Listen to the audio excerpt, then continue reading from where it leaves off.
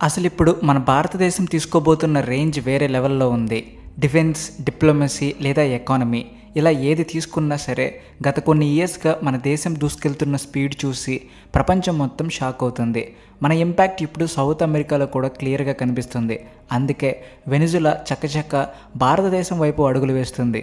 ఇది మామూలు డెవలప్మెంట్ కాదు. అసలు మ్యాటర్ ఏంటో ఈ వీడియోలో డీటెయిల్డ్గా చూద్దాం. వీడియో ఎండింగ్ వరకు చూడడం మర్చిపోకండి. మీరు ఇంకా మా ఛానల్ సబ్స్క్రైబ్ చేసుకోకపోతే వెంటనే సబ్స్క్రైబ్ చేసుకోండి. కామెంట్ సెక్షన్లో జై హింద్ అని రాయడం మర్చిపోకండి. అసలు విషయం ఏమిటి అంటే ప్రపంచంలోనే లార్జెస్ట్ ఆయిల్ రిజర్వ్ ఉన్న దేశం వెనిజులా. కానీ ప్రజెంట్ ఆ దేశానికి అమెరికాతో అస్సలు పడట్లేదు. ఇద్దరు ఉప్పు నిప్పులో ఉన్నారు. ఇలాంటి సిచ్యువేషన్లో వెనిజులా మన భారత్కి క్లోజ్ అవ్వడం అనేది కేవలం ఒక పార్ట్నర్షిప్ మాత్రమే కాదు, ఒక కొత్త జియోపొలిటికల్ సిగ్నల్. భారతదేశం అమెరికాకి గట్టి మెసేజ్ పంపిందని టాక్. అమెరికా వెనిజులా మీద ప్రెషర్ పెంచుతున్న టైంలో కూడా మనం వెనిజులాతో ఎంగేజ్ అవుతున్నామంటే భారతదేశం ఇకపై ఎవరి ప్రెషర్కి భయపడి డెసిషన్స్ తీసుకోదు అని వరల్డ్ మొత్తానికి క్లియర్ కట్గా చెప్పేసినట్టే. మనం వినే రకం కాదు, మన రూటే సపరేట్ అన్నట్టుందన్నమాట మన బిహేవియర్. ఈ మొత్తం స్టోరీ వెనుక అసలు సీక్రెట్ ఏంటంటే క్రిటికల్ మినరల్స్. వెనిజులాలో కేవలం ఆయిల్ మాత్రమే కాదు, అల్యూమినియం, సల్ఫర్, ఐరన్ లాంటి చాలా ఇంపార్టెంట్ మినరల్స్ నిల్వలు కొండల్లా ఉన్నాయి. కానీ ఇంట్లో ఈగల మోత, బయట పల్లకిల మోత అన్నట్టు వాళ్ళ దగ్గర సరుకు ఉన్నా దాన్ని డెవలప్ చేసుకునే సీన్ వాళ్ళకి లేదు. మరోపక్క మనమేమో electric vehicles, clean energy, semi కండక్టర్ల వైపు జెట్ స్పీడ్తో వెళ్తున్నాం. మనకి ఈ మినరల్స్ చాలా అవసరం. వెనిజులా ఎకానమీ ఏమో ఎప్పటి నుండో ఆంక్షలతో దెబ్బతిని ఉంది. మనమేమో కొత్త ఎనర్జీతో కొత్త రిసోర్సెస్ కోసం వెతుకుతూ ఉన్నాం. అందుకే వెనిజులా మైనింగ్ మినిస్టర్ డైరెక్ట్గా భారతదేశం వచ్చి మన పీయూష్ గోయల్తో గంటల తరబడి డిస్కషన్స్ జరిపారు. దీన్ని బట్టి ఫ్యూచర్లో రెండు దేశాలు కేవలం ట్రేడ్ లెవెల్లోనే కాకుండా స్ట్రాటజిక్ లెవెల్లో కూడా చేతులు కలపబోతున్నాయని అర్థమవుతుంది. అసలు ఇది ప్రపంచానికి ఎందుకు సర్ప్రైజ్ ఇస్తుంది? మెయిన్ రీజన్ వెనిజులాకి యునైటెడ్ స్టేట్స్కి మధ్య ఉన్న గొడవలే. ట్రంప్ అడ్మినిస్ట్రేషన్ వెనిజులా మీద ఫుల్ ప్రెషర్ పెట్టింది. దాంతో రెండు దేశాల రిలేషన్స్ దారుణంగా దెబ్బతిన్నాయి. ఎంతలా అంటే అమెరికా తన మిలిటరీని కూడా దించే రేంజ్లో సిచ్యువేషన్ హీట్ ఎక్కింది. కానీ వెనిజులా భారతదేశం మధ్య ఈ ఫ్రెండ్షిప్ సడన్గా పుట్టింది కాదు.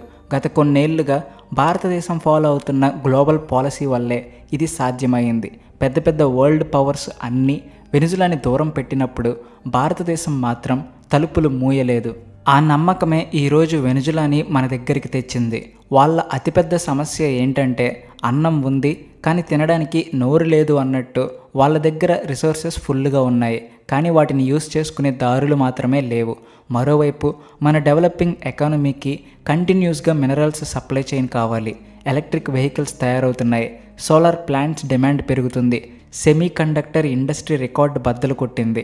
వీటన్నిటికీ చైనా, ఆస్ట్రేలియా, లాటిన్ అమెరికా దేశాల్లో దొరికే మినరల్స్ కావాలి. ఇప్పుడు ఆ లిస్ట్లో వెనిజులా చేరుతుంది. వెనిజులాలో అల్యూమినియం, సల్ఫర్, ఐరన్ లాంటివి చాలా ఉన్నాయి. మనం రా మెటీరియల్ కొనడమే కాదు, అక్కడ ఇన్వెస్ట్ చేసి వాళ్ళ మైనింగ్ ప్రాసెస్ని మోడర్నైజ్ చేయడానికి కూడా రెడీ అని భారతదేశం ఎస్ చెప్పింది. ఇది వెనిజులాకి ఫైనాన్షియల్గా హెల్ప్ అవుతుంది. మన ఫ్యూచర్ టెక్నాలజీ ఎకానమీకి బ్యాక్ బోన్లా నిలుస్తుంది. భారతదేశం వెనిజులా మధ్య ఈ డీల్ కేవలం మైనింగ్తో ఆగిపోదు. వెనిజులా ఫార్మా ఇండస్ట్రీని మనం మళ్ళీ నిలబెట్టొచ్చు అని భారతదేశం ప్రపోజ్ చేసింది. మన దగ్గర దొరికే మెడిసిన్స్ క్వాలిటీ బాగుంటాయి, ప్రైస్ కూడా తక్కువ. సో వాళ్ళకి ఇది పెద్ద రిలీఫ్. అంతేకాదు మన ట్రాక్టర్లు, ఆటోమొబైల్ కంపెనీలు అక్కడి మార్కెట్లోకి ఈజీగా ఎంటర్ అయ్యి వాళ్ళ ఎకానమీని సెట్ చేయడానికి హెల్ప్ చేస్తాయి. ఇక్కడ గమనించాల్సిన విషయం ఏమిటి అంటే లాస్ట్ 10 ఇయర్స్లో రెండు దేశాల మధ్య పెద్ద అఫీషియల్ మీటింగ్స్ జరగలేదు. కానీ ఇప్పుడు జాయింట్ కమిటీని మళ్ళీ యాక్టివ్ చేస్తామని భారతదేశం సిగ్నల్ ఇచ్చింది. అంటే ఇకపై మైనింగ్, డిఫెన్స్, ఎనర్జీ ఇలా అన్ని సెక్టార్లలో రెగ్యులర్గా మీటింగ్స్ జరుగుతాయి. దీన్ని బట్టి భారతదేశం వెనిజులాని కేవలం బిజినెస్ పార్ట్నర్గానే కాకుండా ఒక స్ట్రాటజిక్ ఫ్రెండ్గా చూస్తుందని అర్థమవుతుంది. America, western countries point of వ్యూలో చూస్తే ఇది పెద్ద ట్విస్టే. ఎందుకంటే వెనిజులా అమెరికాకి పాత శత్రువు. చాలా దేశాలు వెనిజులాకి దూరంగా ఉంటున్న టైంలో భారతదేశం వాళ్ళతో క్లోజ్ అవ్వడం వరల్డ్ పాలిటిక్స్లో ఒక స్పెషల్ సిగ్నల్. మనం ఏ గ్రూప్లోనూ ఉండం, మన లాభం మనకి ముఖ్యమని భారతదేశం తన స్టాండ్ని గట్టిగా చెప్పినట్టే. తనకు మాలిన ధర్మం మొదలు చెడ్డ అన్నట్టు మన ఇంట్రెస్ట్స్ మనకి ముఖ్యం కదా. ఈ మొత్తం వ్యవహారం ఫ్యూచర్ ఎనర్జీ సెక్యూరిటీకి, టెక్నాలజీ ఇండిపెండెన్స్కి లింక్ అయి ఉంది. రాబోయే రోజుల్లో electric vehicles, renewable energy demand పీక్స్కి వెళ్తుందని భారతదేశంకి బాగా తెలుసు. దీపం ఉండగానే ఇల్లు చక్కబెట్టుకోవాలి అన్నట్టు ఈ రిసోర్సెస్ ఇప్పుడు దొరక్కపోతే ఫ్యూచర్లో ఇబ్బంది పడతాం. అందుకే భారతదేశం ఈ ఛాన్స్ని అస్సలు మిస్ చేసుకోదు. వెనిజులా ఈ ప్లాన్లో కీ రోల్ ప్లే చేస్తుంది. భారతదేశం వెనిజులా పార్ట్నర్షిప్ ఫ్యూచర్లో ఎంత ఇంపార్టెంట్ కాబోతుందో ఇప్పుడు క్లియర్గా అర్థమవుతుంది. వెనిజులా దగ్గర 1.3 బిలియన్ బ్యారెల్స్ ఆయిల్ రిజర్వ్స్ ఉన్నాయి. ఇది సౌదీ అరేబియా కంటే ఎక్కువ, అంటే మామూలు విషయం కాదు. ఇంకా ఐరన్, బాక్సైట్ లాంటి ఖనిజాలు ఎవరు టచ్ చేయకుండా అలాగే ఉన్నాయి. ఇది భారతదేశం కొత్త ఎనర్జీ ప్లాన్కి ఒక నిధి లాంటిది. వరల్డ్లోనే ఫాస్ట్గా గ్రో అవుతున్న ఎకానమీ మనదే. క్లీన్ ఎనర్జీ, ఈవీ సెక్టర్స్ కూడా అంతే స్పీడ్తో పెరుగుతున్నాయి. మన ఈవీ మార్కెట్ 40% గ్రోత్ చూపిస్తుంది. బ్యాటరీ మినరల్స్ డిమాండ్ వచ్చే 4-5 ఏళ్లలో డబుల్ అవుతుందని ఎస్టిమేషన్. అందుకే వెనిజులా నుండి సప్లై దొరికితే మన ఫ్యూచర్ ఎనర్జీ చైన్ సేఫ్ అవుతుంది. మరోవైపు వెనిజులాకి కూడా భారతదేశం దేవుడిలా దొరికింది. వాళ్ళ ఎకానమీ ఆంక్షలతో నాశనమైంది. ఇన్ఫ్లేషన్ $1000 దాటిపోయింది. వాళ్ళకి ఫారిన్ ఇన్వెస్ట్మెంట్ చాలా అవసరం. మన కంపెనీలు వెళ్తే అక్కడ జాబ్స్ వస్తాయి, కొత్త టెక్నాలజీ వస్తుంది. పైగా అమెరికా, యూరోప్ కంటే తక్కువ రేటుకే వాళ్ళకి మన దగ్గర నుండి మందులు, వెహికల్స్ దొరుకుతాయి. జియో పొలిటికల్గా చూస్తే ఈ మూవ్ పెద్ద గేమ్ చేంజర్. వెనిజులా అమెరికాకి యాంటీ అని అందరికీ తెలుసు. అమెరికా వాళ్ళ మీద ఆర్థిక ఆంక్షలు వేస్తూనే ఉంది.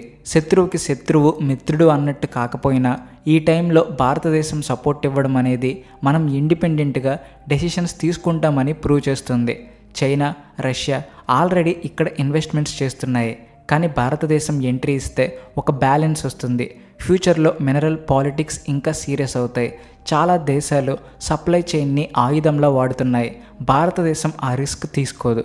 అందుకే ఆఫ్రికా, సౌత్ అమెరికా, ఆస్ట్రేలియా ఇలా ఎక్కడ ఛాన్స్ ఉంటే అక్కడ మన జెండా పాతేస్తున్నాం.